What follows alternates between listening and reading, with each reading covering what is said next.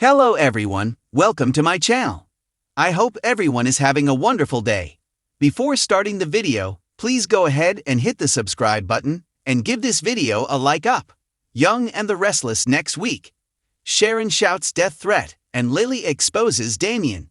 Young and the Restless spoilers for next week show Sharon Newman, Sharon case, losing her temper and shouting out a death threat. And we also have Lily Winters, Crystal Khalil, exposing Damian Kane, Jermaine Rivers, and dropping a huge bombshell about his secretive background.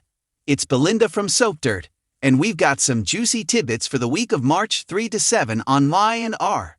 This is in advance of our full weekly spoilers video, which comes out as usual tomorrow. Young and the Restless spoilers. What's happening with Lily Winters next week? Let's get started with what Lily Winters, Crystal Khalil, is up to next week. Although she is still mad at Nikki Newman, Melody Thomas Scott, and Victor Newman, Eric Braden, for doing her dirty, Lily decided to leverage their guilt to get some information that she wants to protect the Winters family. That's why Lily told Victor if he got her info on Damian Kane, Jermaine Rivers, it would go a long way to wiping the slate clean between them. And boy, did Victor deliver. What's also interesting is that he doesn't just end things with getting this initial information and handing it to Lily.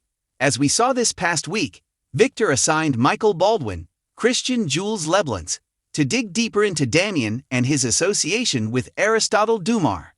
He is the elusive and possibly fictional billionaire from Washington, D.C., who reportedly owns the companies that Damian is now running.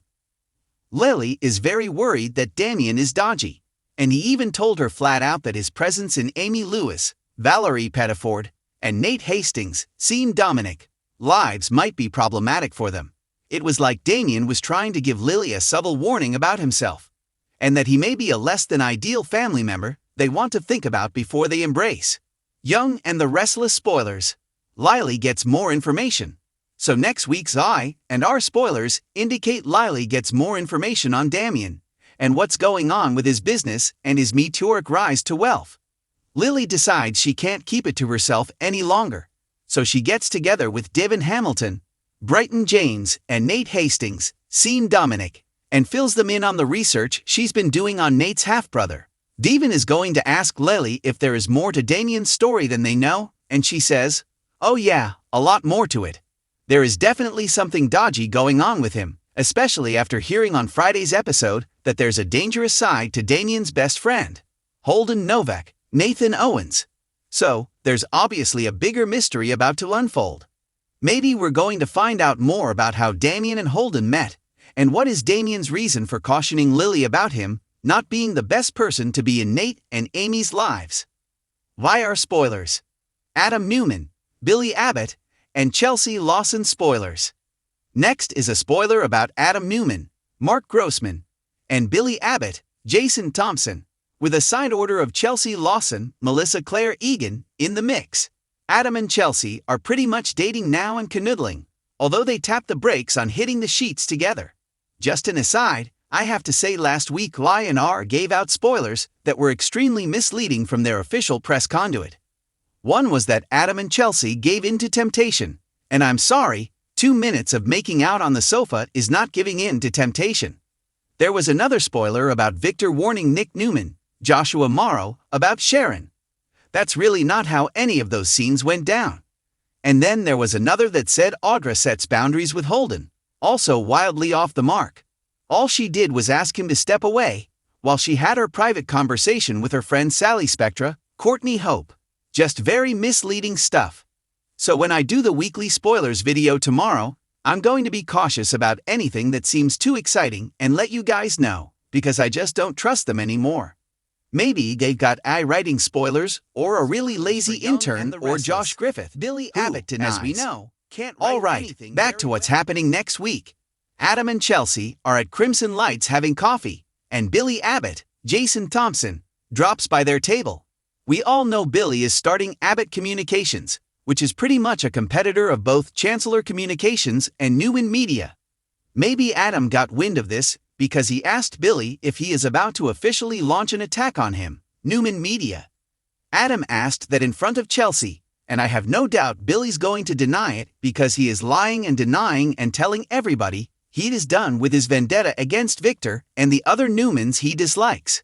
Still waiting to see who is Billy's mystery co-conspirator because he is very much still in the revenge game. But I'm going to guess he'll tell Adam that he's being paranoid and the world does not revolve around him and Victor and the Newmans.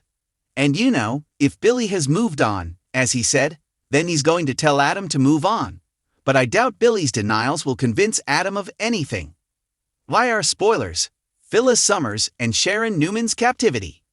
Alright, now let's get to the spoiler I'm most excited about that has to do with Phyllis Summers, Michelle Stafford, and Sharon Newman, Sharon case, who are still captive inside the psychiatric hospital next week. Although on Friday, they have this brief moment of peace where they agree to work together to get out of this mess, and they chat over coffee after they wake up cuddling on the couch, which of course creeps them out. Then things get inflammatory between them again. It's like they have a truce, and it lasts 35 seconds. By next week, Phyllis is completely and totally unhinged, which is kind of a state of normalcy for her. She cannot take another moment of being in captivity with Sharon, and playing these twisted riddles and games with this unseen person holding them captive. R spoilers. Phyllis and Sharon go at it. Apparently, there's a small window in the room they're being kept in, although it's up high and you can see sunlight through it. And just by the way, is there a toilet or just a bucket? I don't like to think about things like that, but ew. Anyway, Phyllis gets her hands on a metal folding chair, and she decides she is going to break through the window and tell Sharon she's going to bash it and then scream as loud as she can until somebody comes to find them. I mean, seems like a good plan to me, better than sitting there and waiting to see what happens. But when Phyllis goes to break the glass, Sharon starts screaming and wrestling with her to try and get the folding chair away from her. Phyllis is trying to fight Sharon off with all she has, and that's when Sharon starts screaming the death threat, saying that if Phyllis keeps on doing what she's doing, she is going to get them both killed.